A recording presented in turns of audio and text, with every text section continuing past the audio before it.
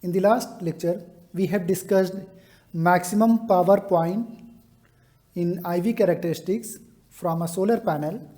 Today, we will discuss the tracking of that maximum power point. So, we will see how we can track that maximum power point and why it is important to track them.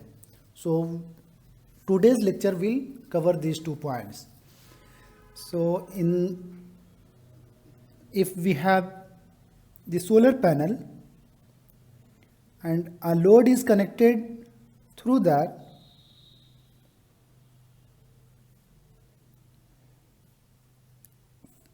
for example, this is the load R0 connected from the panel, and this is solar panel. And if the load is varying, as it is usual, if load is varying, in that case we will see how characteristics or power transfer change takes place. We will see from here. This is IV characteristics of solar panel. And in this characteristics, the operating point can be from here to here at this characteristics, and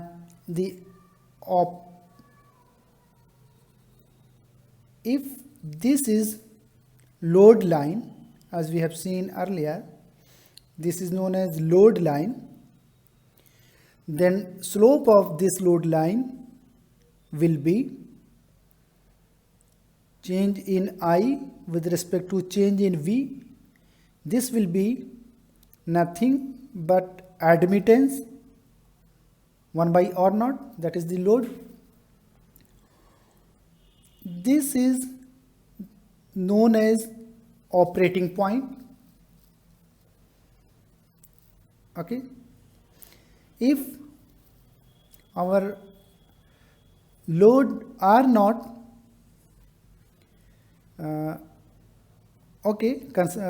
try to understand with the help of load line and operating point. If load line shifts towards the x-axis, load line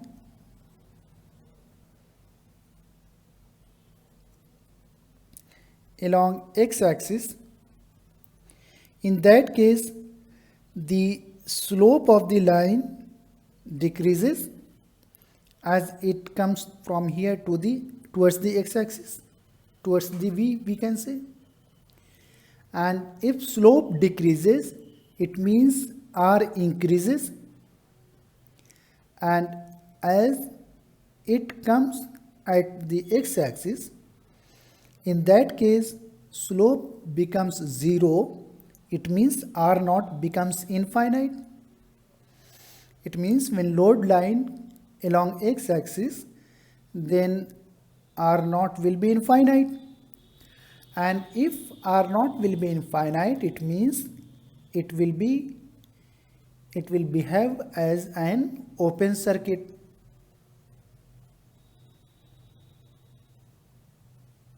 Okay, so in that case the voltage across the load will be open circuit voltage.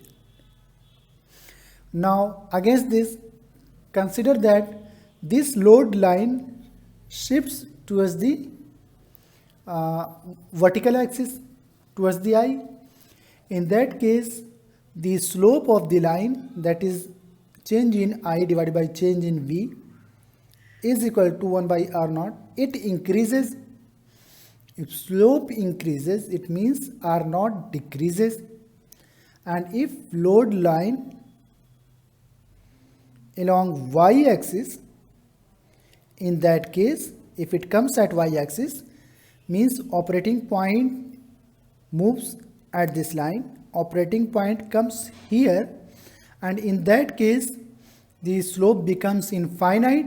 That is possible only when R0 becomes 0. If this is 0, it means the circuit is short circuit. Okay, we can say short circuit.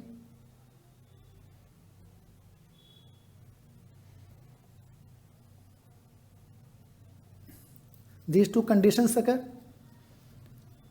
Okay, and if we plot the power curve in this, then we find that the maximum power, that is PM, at any instant can get at only one point, and corresponding to this maximum power point, the value of V is known as Vm, and corresponding to this maximum power point, the value of I is known as Im. In this characteristics, the multiplication of this Im and Vm can give the Pm. However, if our operating point is at this, then we are able to get this power. But if the operating point is other than this point, for example here, in that case the multiplication of the current corresponding to this point and voltage corresponding to this point, the multiplication of this current and this voltage will give us another power at the load terminal, that will be this power. So this power is lower than the maximum power. But consider the case we have the IV characteristics somewhat V and I, and the characteristics is this, and the load line is this, and corresponding to this load line, for example this is corresponding to R1, operating point is this, and at this operating point the power is maximum. Consider this case. Okay. Now if R1 changes to R2, that is R2 is greater than R1, what will happen? If the resistance increases, it means the load line shifts towards the x-axis, and if it is shifting towards this, then the new operating point will be here according to the load. Load means the slope of this, and if the operating point is this, the corresponding output power will be this power. Consider the next, if R1 changes to R3 and R3 is less than R1, in that case if R3 will be low, it means the load line moves towards the I-axis, and if it moves towards the vertical axis, for example it is moving towards this, then this will be operating point, and corresponding to this the output power that can be obtained will be this. So these two powers are lower than the maximum power. So from here what we can conclude, the R1 is the optimum load that can be connected to get the maximum power. Okay, if it is other than R1, then the power will be lower at the load. Okay, so from here we can say the panel can be connected to any fixed load.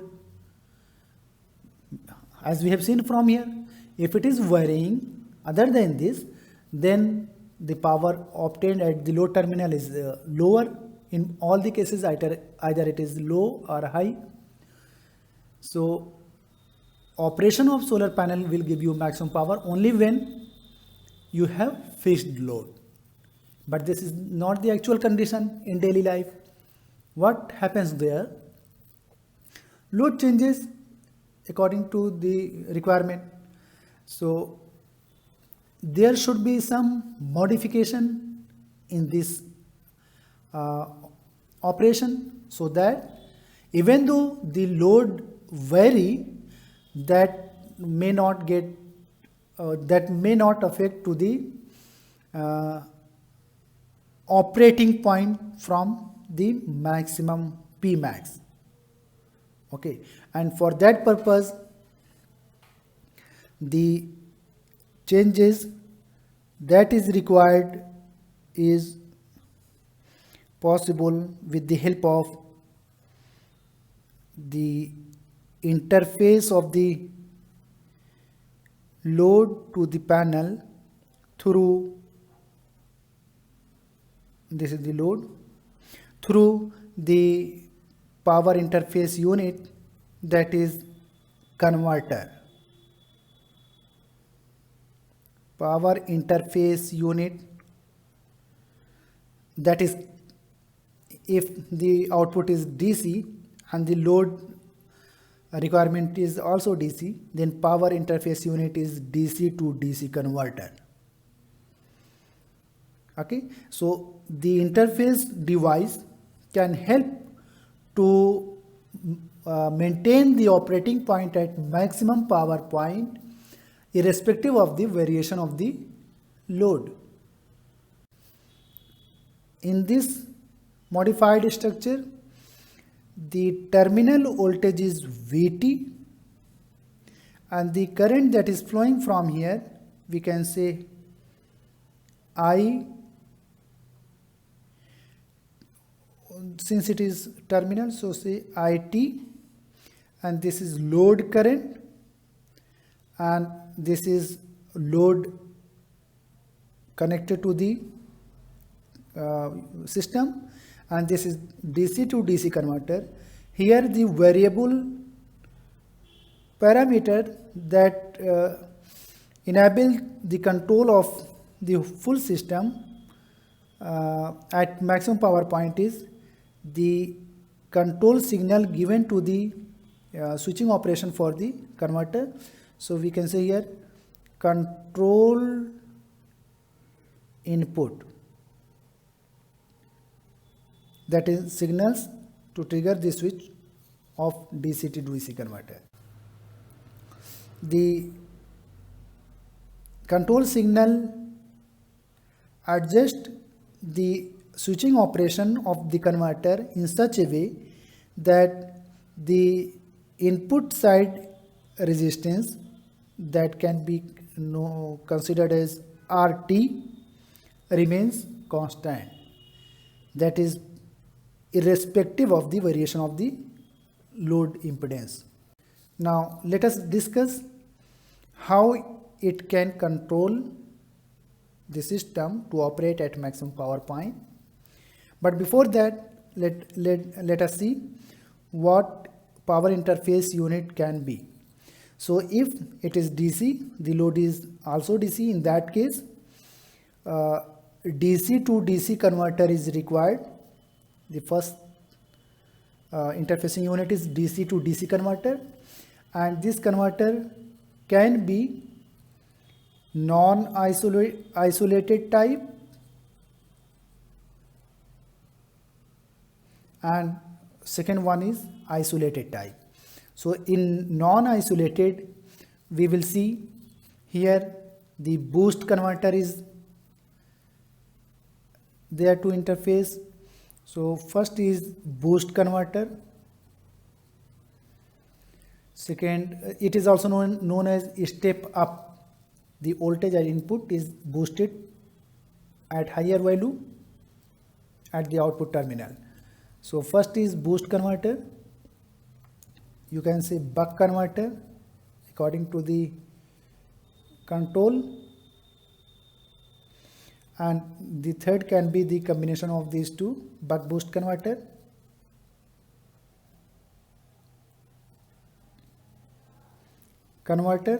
And the second type of DC to DC converter can be isolated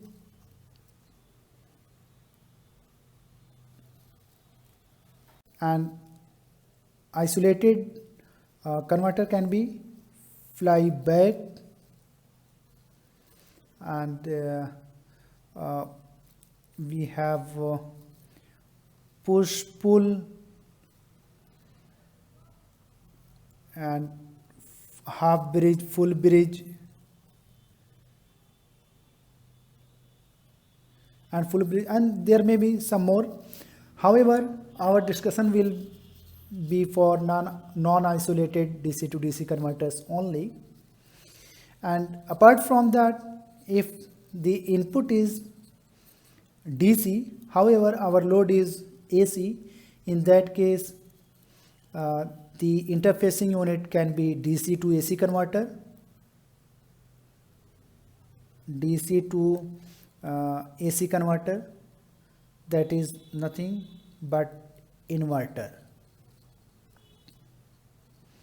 So first we will see how a DC to DC converter can help to maintain the operation of the system at maximum power point. So first case we will consider the interface unit can be boost converter. So we can have the boost converter.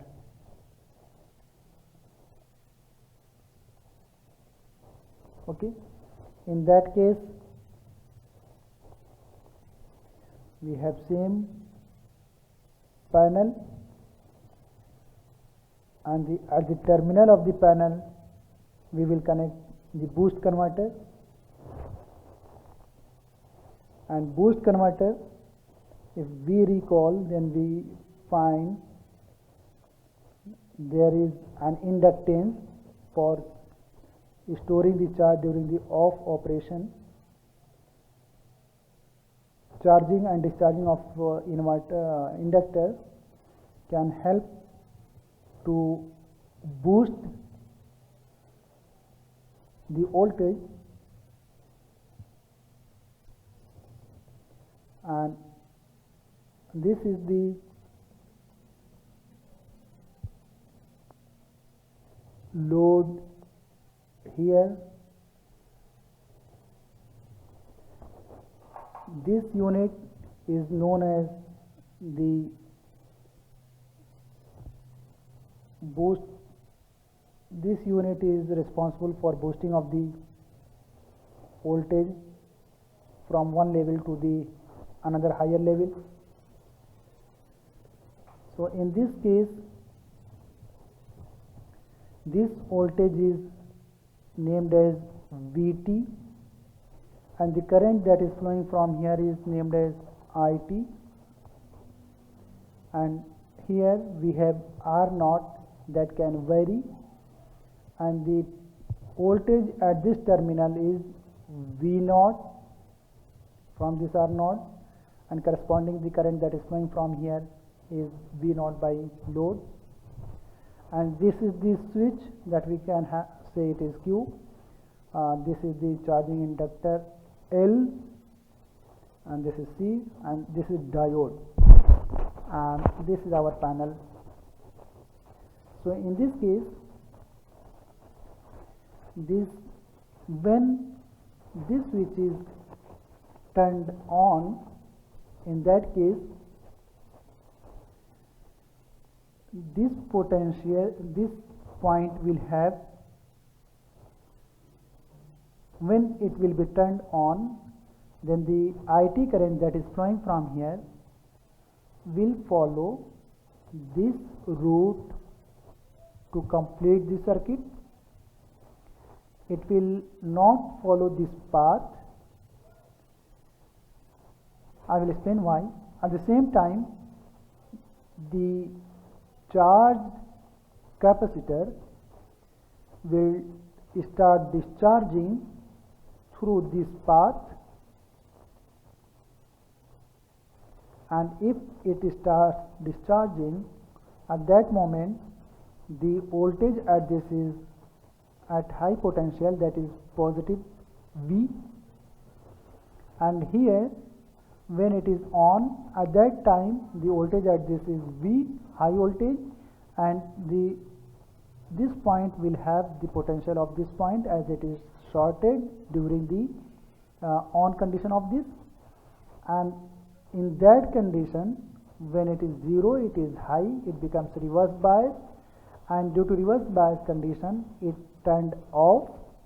So the current, that is IT, that is coming here will follow the path through the switch and complete like this. It will not follow this route. Okay, so in that case the current will follow this path IT when the switch is on. So the current that is flowing from here will be IS. At the same time it is discharging and following this path. Okay. Now consider the case when it is off, and when it is turned off, when this current was flowing from here, at that moment the charge is stored in this, and when it turned off it starts discharging. When in the beginning it was charging, then this was at high potential, but when it starts discharging, then it will be at higher potential, and due to that it will be in forward bias, and the current starts flowing through that, and the current that is passing through this path, due to the off condition of this, it will charge this capacitor and pass through the load. So if we plot this, then during we have for TS is the total on off time of operation of the switch is, this is TS for the period switching time period of the switch, and out of TS the switch remains on for period, you can say D. D is the duty time, duty cycle for which the switch remains on, and this is 1 minus D TS. This is the time for which the switch remains off, this is the time for which the switch remains on. So if we plot, if we try to get the output voltage and current, output means the terminal voltage and current of the panel, in that case VL will be, once it is on, the signal will be high. In that case, for example, that is for DTS, in that case it will be shorted, and this voltage will be equal to this voltage. So we can say VL will this voltage will be equal to this voltage. So we can say for this period VL will be you can say VT, the panel voltage VT, and after that when it is on, when it is off, in that case this voltage will be equal to the sum of this voltage plus this voltage, you can say. So in that case you can write, when it is off, in that case you can write Vt is equal to VL plus V, you can say either naught, V naught, and if as it is required to find the VL, in that case it will be Vt minus V naught. So Vt minus V naught will be VL, and from here we know VL will be negative during the off condition of this. If we have considered from a negative to positive, if current is leaving, then that terminal is considered as positive. Here it is positive and it is negative. In that case, anyway, overall it is negative for this period. This is Vt minus Vt minus V naught. Okay, and corresponding the time will the current will be, for this period, as it starts charging, so it will follow the charging current characteristics, and for this period this discharges in series with this, so the discharging, it will follow the characteristics of discharging, that is this. And if we will talk about the current through this, and then we can say that is the average current. This is IL, current through this. And if we wish to find the relationship between Vt and V naught, for that purpose we have to make this charging and discharging area should be same. So from here we can say Vt times this time, so Vt for dTs, Vt for this period should be plus V times this period. So this V is Vt minus V naught times this period, that is 1 minus d Ts.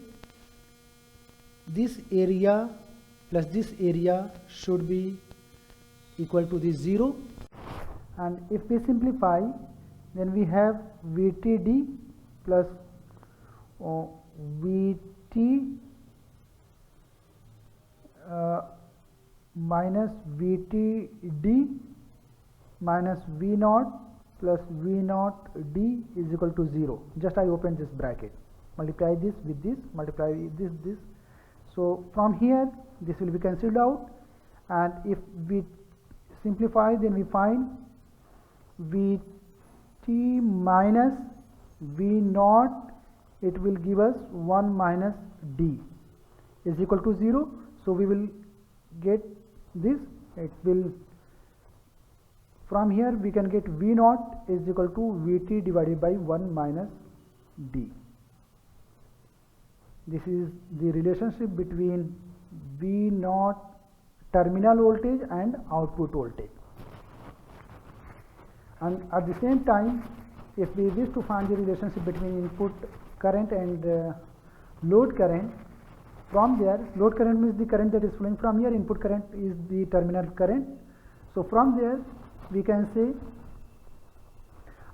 actually we are trying to find these relationships to conclude our control. So for that purpose we can say the capacitor charging and discharging can help in that case. So the charging, when for this period when it is turned on for dTs, it discharges. When it is on, then this is the current path and the stored energy in capacitor discharges through this. So in that case, we can say during the discharging period, before that we can say relationship between input and output current. For that purpose, if we have considered this direction as positive, then this direction will be considered as negative, and from there we can say I naught, because this is the only current that is flowing for that time when it is turned on. So minus I naught, due to the negative direction of the current we have taken minus, and for the period dTs, this is the current for on when switch is on, and for off period it starts charging. So when it starts charging, the current will be in this direction, and this current will be the current that is coming from here minus this current will give you this current, and that will be charging current will be IT, because it is off, so only the path of the current is this. So here it will be IT, and IT minus I naught for the time period dt is, it will be positive. If we have considered this negative, then direction of this current will be considered as positive as the capacitor charges and discharges. So for that purpose, charging and discharging purpose, it should be give you 0. And if we simplify, then we can have plus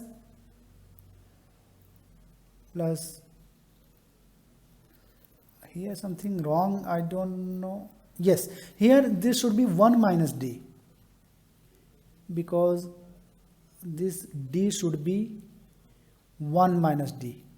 Now it's okay. It will be IT minus ITD minus I naught plus I naught d, it should be equal to 0. This will be cancelled out, and from here we can say 1 minus d will be equal to I naught. So from here we can say I naught is equal to IT 1 minus d. So I naught and IT, this current and this current relationship we can find from here. And if we consider this equation 1, we consider this equation 2, and if we divide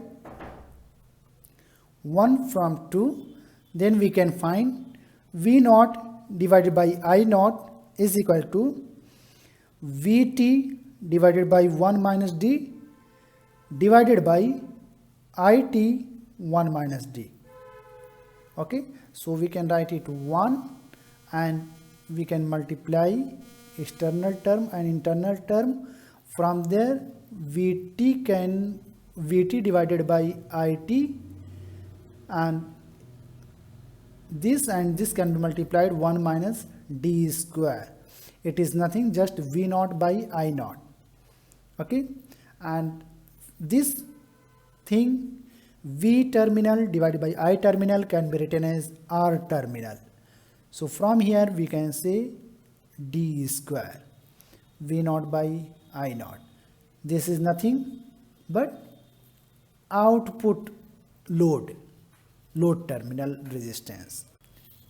From here we can write RT is equal to 1 minus d square R naught. Okay, now come to the characteristics. Now in the characteristics, V and I, the characteristics that we have for the panel, if this is 1 by RT and this is the operating point, if the operation is at this point, now if we relate this from these characteristics, and for that purpose put d is equal to 1. If d is equal to 1,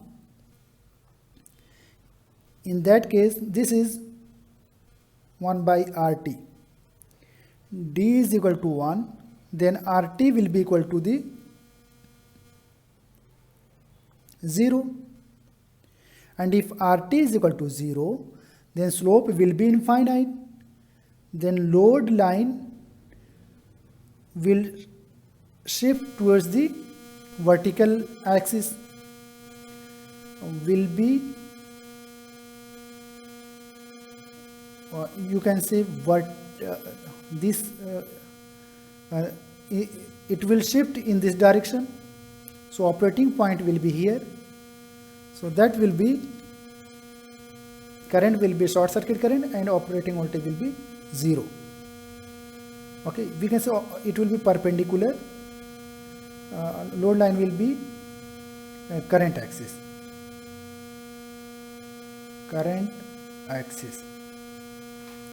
And if D is equal to 0, then RT will be R0, and for that purpose the operating point, okay, for example it shifts here, now it will be R0.